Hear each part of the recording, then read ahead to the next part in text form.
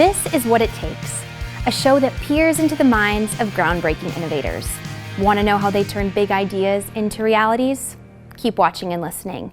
And as you do, share your questions with hashtag #WhatItTakesNU. It's the buzzword of the moment, metaverse. But this up-and-coming reality isn't just about tech, says Northeastern graduate Justin Bolognino. It's about building experiences.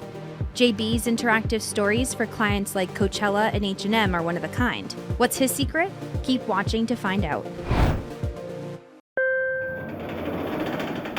Many thanks for joining us for What It Takes, JB. We always kick things off with what we call elevator pitch. I'm sure you're very familiar. We're hoping to hear about you and your work at Meta, what it is, what you do in 30 seconds or less. We create immersive experiences that ignite the human spirit with design, storytelling, technology, and music. We like to think of ourselves as reality agnostic. In other words, we blend together AR, VR, XR, IRL. We pride ourselves on blending all the realities together into full-blown immersive experiences. What was your light bulb moment for immersive media that sparked all that Meta is? I grew up in Albany, New York, and in 1995, when I was 15 years old, I saw a band called Phish.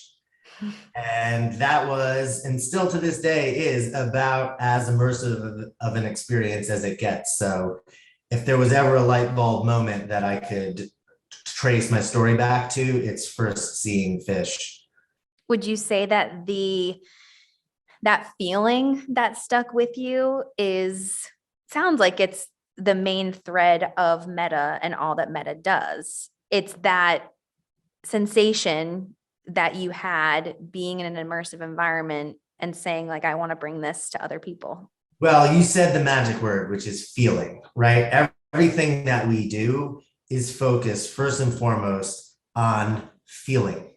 And that, I think, is one of our big differentiators, because a lot of shops create with a lot of technology, and they're very technology first and focus on the technology and how cool is the technology, but forget the emotional component, forget the finesse, forget the storytelling component. Mm-hmm. And, those are the things that we focus on first and foremost. Like, I hardly even think about technology. Technology is a way to augment the story and the feeling we're trying to create, rather than being the thing in and of itself that we're using.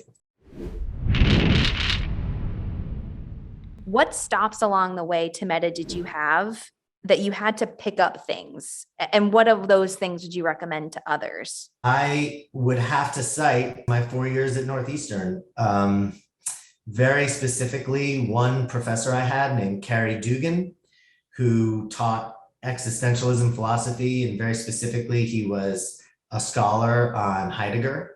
And so we did a class all around Heidegger's Being and Time. It was one class about one book, and easily as life-changing as it possibly can get. I mean, the metaphor I use is Carrie unscrewed every screw in my ego armor until they all just fell to pieces. And I had to really rebuild my whole sense of self, my whole awareness system, and how the world works and what reality means. It was so extraordinary and such a formative time. And still, I go back to this day to my journals from that era and soon after, and there's so much rich ideation that went on as I was discovering all these, this whole new kind of operating system to filter the world. I would imagine you've seen this business through quite a few different iterations as the tech develops, as things change. So what pep talk have you given yourself throughout these changes to get to the next steps that you think might benefit fellow innovators who are experiencing their own challenge, whether in immersive media or outside of it? Practice. The reason John Coltrane is John Coltrane is because he practiced harder than everyone else. Not that he had the most innate talent, but simply because the guy literally went to bed practicing his instrument. And there's just no other way around becoming successful in this industry, or I really think any other, where that's not the most important thing. You have to do the hard work that it takes, and you have to keep going. It's slower than you ever want it to be. Sometimes it's just tedious and painful, but without that tedium, there is no sustainable success. I want to be careful with my words. You can achieve success with some nonsense, but practice is really everything, right? I like to say that improvisation is earned through practice. You can't just skip to the fun stuff. You have to have your modes and your scales and your harmonic structure before you can start improvising over it. We have a segment called Bump in the Road, and I want to know if there's one that stands out for you. What was it? And what steps did you take to overcome it that folks might be able to replicate? Big bump in the road for me was, so I sold my businesses in 2014. And at that point we had all exclusive contracts with our artists, and I got my businesses back in 2015. That's a whole other conversation. But as a means of building up my roster again, I went and signed a bunch of non-exclusive deals.